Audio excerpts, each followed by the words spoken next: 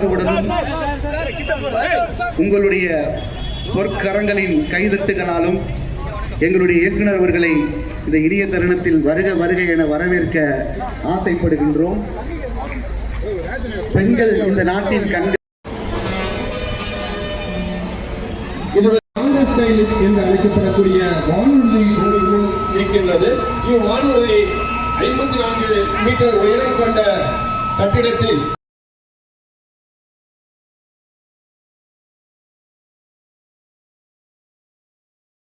கட்டாயமாக இருக்கும் நோயாளிகளை எவ்வாறு காப்பாற்ற 2 கைகளை எந்த விதமான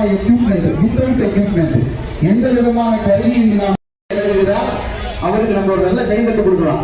ஒரு மிக கடினமான ஒரு சவாலை மிக எளிமையாக மேற்கொள்ளுகிறார். எல்லாம் பயிற்சி தான் காரணம்.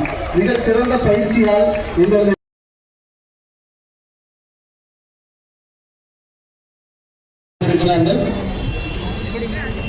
தீயணைப்புத் துறையில் உள்ள கயிறுகளை பயன்படுத்தியும் தீயணைப்புத் துறையில் உள்ள லேடர்களை பயன்படுத்தியும் தீயணைப்பு வீரர்கள் மாடிப்படிகளின் வழியாக தீயில் சிக்கிக் கொண்டவர்களை தீயணைப்புத் துறையில் சிறப்புமான மீட்பு பணியின் மூலம் அவரை மீட்கும் வரும் விதமாக தீயணைப்பு வீரர்கள் தொடர்ந்து மீட்பு முடியும். நீட்டிப்பு ஏணி உயர்மாடி கட்டிடத்தில் இருக்கக்கூடிய ஈரமான துணியிலே லாங்கெட் மெத்தட் என்று நினைக்கக்கூடிய எளிமையான முறையில் தீயணைப்பவர்கள் செய்து காட்டுகிறார். நாம் முறையின் போது பதட்டப்படாமல் நம் கையில் இருக்கக்கூடிய பொருட்களை கொண்டு எளிமையாக தீயணைப்பதை பற்றி உங்களுக்கு செய்து காட்டுகிறார்கள். அடுத்தபடியாக அதனைத் தொடர்ந்து தீயணைப்பு துறையில் பயன்படுத்தப்பட்டு வரக்கூடிய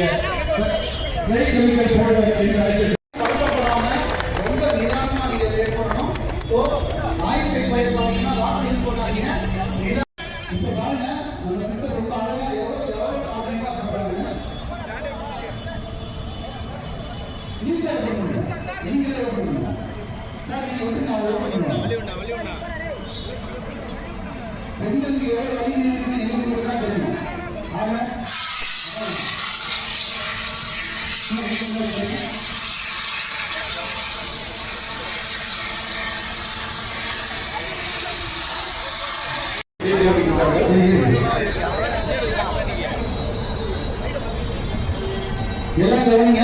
முக்கியமான விஷயம், வீட்டுல நம்ம பார்க்கக்கூடிய ஆயில் பெயர் சின்ன பாத்திரத்தில் வரக்கூடிய பெயர்கள் இருந்து பெரிய டேங்க் வரைக்கும் ஒண்ணுதான். வீட்டுல நம்ம வடை சொல்றப்ப வரல அந்த பெயர் ஒண்ணுதான். தண்ணி ஊற்றுனீங்கன்னா அணையாது. அதான் தண்ணி ஊற்றி கட்டுறது. நீங்க தண்ணி ஊற்றுனீங்கன்னா ஆயில் பெயர் எவ்வளவு தண்ணி ஊற்றுறாலும் அணையாதுங்கிறத ஃபர்ஸ்ட் புரிஞ்சுக்கணும். அதனால தண்ணி ஊற்றுறதை அவாய்ட் பண்ணிக்கணும். வேற என்ன பண்ணலாம்? யாரும் பண்ண போறாங்க. 4 டைப் எக்ஸிபிஷன்